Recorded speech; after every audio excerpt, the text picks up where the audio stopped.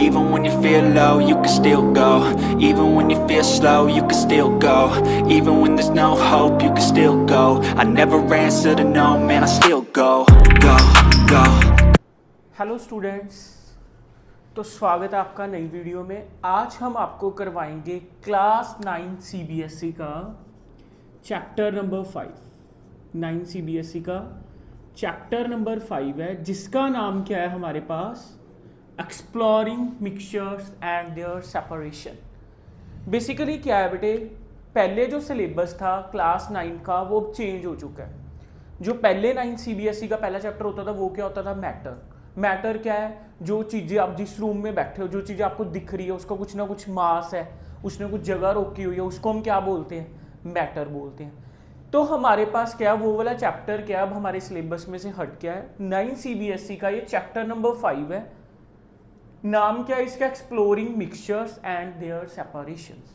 Basically अगर मैं बात करूं, मैं आपसे पूछूं मिक्सचर क्या है, मिक्सचर को समझने से पहले अगर मैं आपसे पूछूं कि बेलपूरी खाइए कभी, तो बेलपूरी में क्या होता है, बेलपूरी में होते हैं बेटा हमारे पास डिफरेंट कंपोनेंट्स।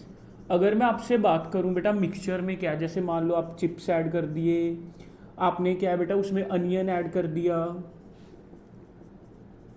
टमाटो ऐड कर दिया, अगर आपको थोड़ी सी नमकीन अच्छी लगती है आपने नमकीन ऐड कर दी, थोड़ा सा आपको लेमन जूस अच्छा लगता है तो आपने उसमें लेमन जूस ऐड कर दिया।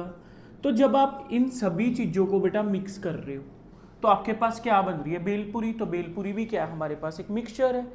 तो मिक्सचर क्या है हमारे पास, अगर मैं मिक्सचर की डेफिनेशन बताऊं आपको कि when we mix two or more substances, when we mix two or more substances in any ratio they combine form mixture। तो जब हम दो या दो से ज़्यादा चीज़ों को मिक्स कर देते हैं तो हमारे पास क्या बन जाता है, मिक्सचर बन जाता है। जैसे बेलपूरी क्या है हमारे पास, एक मिक्सचर है जिसमें चिप्स है, टमाटो है, नमकीन है, अनियन है, लेमन जूस है, तो इनसे हमारे पास क्या बन गई, बेलपूरी बन गई। अब हमें पता लग गया कि मिक्सचर कैसे बनता है, जब हम दो या दो से ज़्यादा कंपोनेंट को मिक्स कर देते हैं। अब जब ये मिक्सचर बन गया तो मिक्सचर को अगर मैं क्लासीफाई करूं तो मिक्सचर को हम क्लासीफाई कर देते हैं बेटा दो टाइप्स में। कौन कौन से मिक्सचर होते हैं, एक होता है मेरे पास होमोजीनियस मिक्सचर, एक होता है मेरे पास हेट्रोजीनियस मिक्सचर या हेटेरोजीनियस मिक्सचर। देखो एग्जाम्पल से समझते हैं। होमोजीनियस मिक्सचर कौन सा होता है, जैसे आपने क्या किया बेटे, सोल्ट को ऐड कर दिया किसमें, वाटर में। जब आप सोल्ट को ऐड कर रहे हो वाटर में तो अगर आप उसको देखोगे अच्छे से तो सोल्ट क्या है बेटा, वाटर में क्या अच्छे से क्या आ जाता है, डिजोल्व। अगर अच्छे से वो डिजोल्व हो रहा है तो आपके पास क्या है, अगर आप चाहे उसको ऊपर से देखो नीचे से देखो तो उसकी क्या होती है, यूनिफॉर्म कॉम्पोजिशन। तो होमोजीनियस मिक्सचर कौन से होते हैं, जिनकी क्या होती है, यूनिफॉर्म कॉम्पोजिशन। यूनिफॉर्म कॉम्पोजिशन का मतलब क्या है कि आप ऊपर से देख रहे हो तब भी आपको सेम सा दिख रहा है, नीचे से देख रहे हो तब भी सेम सा दिख रहा है, साइड से देख रहे हो तब भी आपको सेम सा दिख रहा है। बेसिकली क्या है, होमोजीनियस मिक्सचर में दो या दो से ज्यादा कंपोनेंट क्या हो जाते हैं, अच्छे से डिसोल्व हो जाते हैं। जैसे सोल्ट क्या है, वाटर में क्या हो गया, अच्छे से क्या हो गया, डिसोल्व हो गया। यानी कि वो वाले मिक्सचर जिनके कंपोनेंट्स क्या हो जाते हैं, कंप्लीटली डिसोल्व हो जाते हैं। हेटेरोजीनियस मिक्सचर कौन से होते हैं, इसकी एग्जांपल ले लो, oil in water. Oil in water के केस में हमारे पास क्या होता है, जो ऑयल है उसकी अलग लेयर बन जाती है, वाटर की क्या होती है, अलग लेयर बन जाती है। ऑयल आपको अलग दिख रहा है, वाटर आपको अलग दिख रहा है, डिफरेंट लेयर्स बन गई। बेसिकली क्या होगी, नॉन यूनिफॉर्म कॉम्पोजिशन। ऊपर से देख रहे हो तो क्या दिखा आपको, ओनली ऑयल दिखा, नीचे से क्या है, वाटर है, डिफरेंट लेयर्स है, अच्छे से डिजोल्व नहीं हुई, डजंट डिजोल्व कंप्लीटली। ये क्या होते हैं हमारे पास, अच्छे से क्या है बेटा, डिजोल्व नहीं होते हैं। तो ये हमारे पास क्या था बेटा, जब आप एनसीईआरटी को ओपन करोगे तो आप देखोगे उसमें कि आपके पास क्या है, सबसे पहले बताया हुआ है कि मिक्सचर होते क्या है। तो मिक्सचर क्या है, जब आपने दो या दो से ज़्यादा कंपोनेंट्स को मिक्स किया, जैसे आपने क्या बनाई, बेलपूरी बनाई। अब मिक्सचर को क्लासीफाई कर देते हैं दो टाइप्स में, एक होते हैं होमोजीनियस मिक्सचर, एक होते हैं हेट्रोजीनियस मिक्सचर्स। होमोजीनियस मिक्सचर कौन से हैं, जो कंप्लीटली डिसॉल्व हो जाते हैं, जिनकी क्या होती है, यूनिफॉर्म कॉम्पोजिशन। हेट्रोजीनियस मिक्सचर कौन से होते हैं, जो कंप्लीटली डिसॉल्व नहीं होते, जैसे ऑयल इन वाटर हो गया, जिनकी क्या होती है, नॉन यूनिफॉर्म कॉम्पोजिशन। अब एनसीईआरटी में आपको देखेगी एक उन्होंने क्या दिया होगा, एक एक्टिविटी टाइप दिया हुआ है।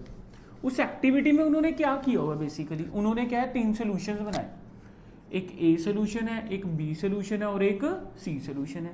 ए सोल्यूशन में उन्होंने क्या किया, सोल्ट को ऐड कर दिया वाटर में। बी सोल्यूशन में उन्होंने क्या किया, मिल्क को ऐड कर दिया वाटर में। सी सोल्यूशन में उन्होंने क्या किया, चॉक का ऐड कर दिया वाटर में। तो अगर आप देखोगे ये जो सोल्यूशन है, सॉल्ट इन वाटर, ये कौन सा मिक्सचर बनाता है आपके पास, होमोजीनियस मिक्सचर।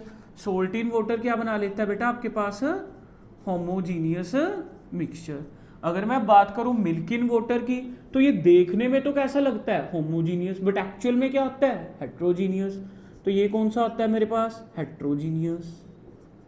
ये जो चॉक इन वाटर है, ये तो हमें वैसे ही पता है कि बिल्कुल इसके पार्टिकल्स दिख रहे होते हैं, अच्छे से डिसॉल्व भी नहीं होता। तो ये भी कौन सा होता है हमारे पास, हेट्रोजीनियस मिक्सचर। अब हमारे पास क्या है बेटा, इन्होंने क्या कहा कि जो होमोजीनियस मिक्सचर है इनको एक नया नाम दे दिया।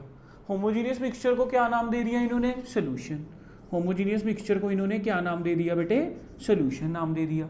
ये जो सोल्यूशन है इसमें क्या है, 2 चीजें तो पक्का प्रेजेंट होंगी। कौन कौन सी, सोल्यूट और सोलवेंट। सोल्यूट कौन सा होता है, जो लेस क्वांटिटी में होता है। सोल्यूट कौन सा होता है बेटे, जो लेस क्वांटिटी में होता है। सोलवेंट क्या होता है, जो ज्यादा क्वांटिटी में होता है।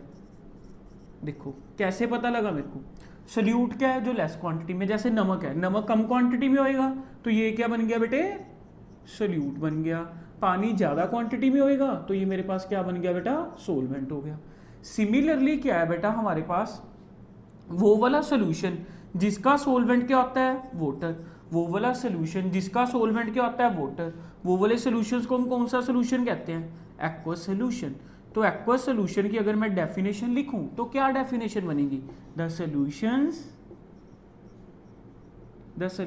इन विच सॉल्वेंट इज अ वाटर। जैसे आप नींबू पानी बना रहे हो, गर्मी इतनी है ना, तो उसमें क्या है, सोलवेंट वाटर है। The solution in which solvent is water, उनको हम कौन से सोल्यूशन कहते हैं, एक्वस सोल्यूशन बोलते हैं। नॉन एक्वस तो आपको पता ही लग गया होगा, नॉन एक्वस सोल्यूशन कौन सा आएगा। नॉन एक्वस सोल्यूशन वो सोल्यूशन होता है, the solution in which solvent is other than water, in which solvent is other than water. अगर आप इसको ध्यान से देखोगे बेटा कि आपके पास क्या है, इसकी जो एग्जांपल है वेरी फेमस, वो क्या होती है, टिंक्चर ऑफ आयोडीन। इसमें बेसिकली आयोडीन किस में ऐड किया होता है बेटे, अल्कोहल में। तो अगर आपको कोई पूछे कि टिंक्चर ऑफ आयोडीन में आपके पास सोल्यूट कौन सा है, तो सोल्यूट कौन सा है बेटे, आयोडीन। सोलवेंट कौन सा है आपके पास, अल्कोहल। तो अभी यहाँ पे जो सोलवेंट है वो क्या है, अदर देन वाटर, तो वो कौन सा सोल्यूशन हो गया, नॉन एक्वस सोल्यूशन क्या है, हो गया। अब अगर आप इसको ध्यान से देखोगे बेटा कि जो सोल्यूट है और जो सोलवेंट है, सोल्यूट कौन सा था, जो कम क्वांटिटी में था, सोलवेंट कौन सा था, जो ज़्यादा क्वांटिटी में है। अब अगर आप बोलो कि मिट्टी को मैंने पानी में ऐड कर दिया तो वो सोल्यूशन है, तो वो सोल्यूशन नहीं है। वो सोल्यूशन क्यों नहीं है, क्योंकि जब आप मिट्टी को पानी में ऐड कर रहे हो तो वो आपके पास क्या है बेटे, होमोजीनियस मिक्सचर नहीं बना रही वो। अगर वो होमोजीनियस मिक्सचर नहीं बना रही तब तक हम उसे क्या नहीं बोलेंगे, हम उसे सोल्यूशन नहीं बोलेंगे। क्योंकि हमारे पास क्या है, अगर आपके पास सोल्यूट सॉल्वेंट मिक्स करके होमोजीनियस मिक्सचर बना रहे हैं तभी हम उनको क्या बोलते हैं बेटा, सोल्यूशन बोलते हैं, या उन्हें हम क्या बोल देते हैं बेटे, ट्रू सोल्यूशन बोल देते हैं। वो वाले सोल्यूशन होमोजीनियस मिक्सचर्स यानी कि जिनका सॉल्वेंट क्या होता है, पानी होता है, उनको हम क्या कह देते हैं, एक्वस सोल्यूशन। वो वाले सोल्यूशन जिनका सॉल्वेंट अदर देन वाटर होता है उनको हम क्या बोलते हैं, नॉन एक्वस सोल्यूशन।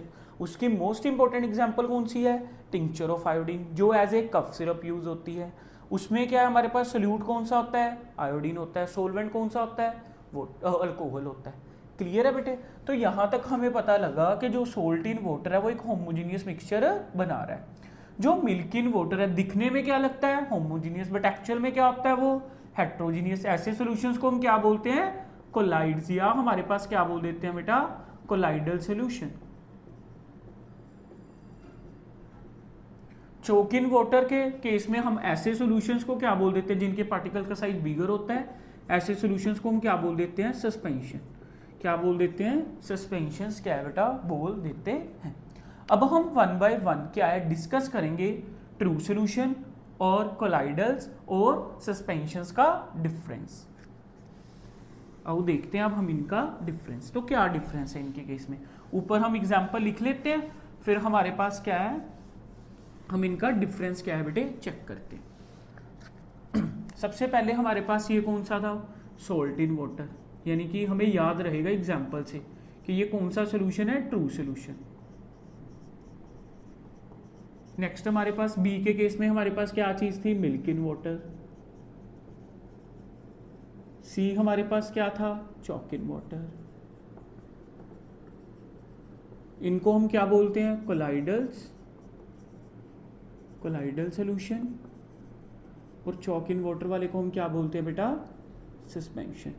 अगर मैं इसके नेचर की बात करूं, अगर मैं सबसे पहले क्या करूं इनके नेचर की, तो ये क्या था बेटा, होमोजीनियस।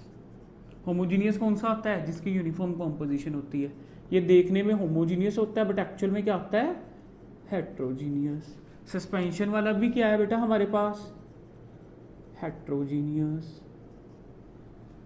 अगर मैं बात करूं बेटा इनके पार्टिकल साइज की, इनके पार्टिकल्स आपको नेकेड आई से दिखते हैं। जब आपके पास नमक पानी में डिजोल्व हो जाता है, शुगर पानी में डिजोल्व हो जाते हैं, उसके पार्टिकल दिखते तो नहीं है। तो हमारे पास क्या है, इनके पार्टिकल का साइज कितना होता है बेटे, लेस देन 1 नैनोमीटर। क्या है ये, नैनोमीटर। 1 नैनोमीटर में कितने नैनोमीटर होते हैं बता देता हूँ, 10⁻⁹ मीटर होते हैं। और इनके पार्टिकल का साइज अगर इतना स्मॉल है तो ये नेकेड आई से नहीं दिखते। हेट्रोजीनियस के पार्टिकल का साइज कितना होता है, बिटवीन 1 नैनोमीटर टू 100 नैनोमीटर। कितना होता है जी, 1 नैनोमीटर टू 100 नैनोमीटर। और जो हमारे पास सस्पेंशन है उनके पार्टिकल का साइज क्या होता है, ग्रेटर देन 1 नैनोमीटर। ये क्या हमारे पास नेकेड आई से, अगर मैं इनकी विजिबिलिटी की बात करूं, अगर मैं बात करूं इनकी विजिबिलिटी की, तो हमारे पास क्या है, इसकी विजिबिलिटी क्या है, cantt B seen by naked आई। ये क्या हमारे पास कई बार दिख भी जाते हैं, नहीं भी दिखते, can be seen by naked eye या can be seen by microscope. जो हमारे पास सस्पेंशन है इनके पार्टिकल का साइज बहुत बड़ा है, तो can be seen by naked आई। अगर मैं बात करूं इनकी सेपरेशन की, अगर आप इसको फिल्टर पेपर के साथ अलग करना चाहोगे कि इनको ट्रू सोल्यूशन को, तो ये कांट बी सेपरेटेड। ऐसा क्यों हो जाता है, क्योंकि जो पार्टिकल का साइज है वो बहुत ज्यादा स्मॉल है, तो वो क्या करता है हमारे पास फिल्टर पेपर में से क्या हो जाता है, पास हो जाता है। अगर नमक और पानी दोनों ही फिल्टर पेपर में से पास हो गए तो नमक और पानी तो अलग ही नहीं हुए, तो हम फिल्टर पेपर से क्या है, ट्रू सोल्यूशन को क्या अलग अलग नहीं कर सकते। सिमिलरली क्या है बेटा, इनमें भी यही केस होता है, पर जो सस्पेंशन है वो क्या हो जाते हैं, सेपरेट हो जाते हैं, can be separated by filter paper, कि इनको हम क्या है सेपरेट कर सकते हैं बाय फिल्टर पेपर। नेक्स्ट हमारे पास क्या आ जाता है बेटा, टिंडल इफेक्ट। अब यार ये टिंडल इफेक्ट क्या होता है,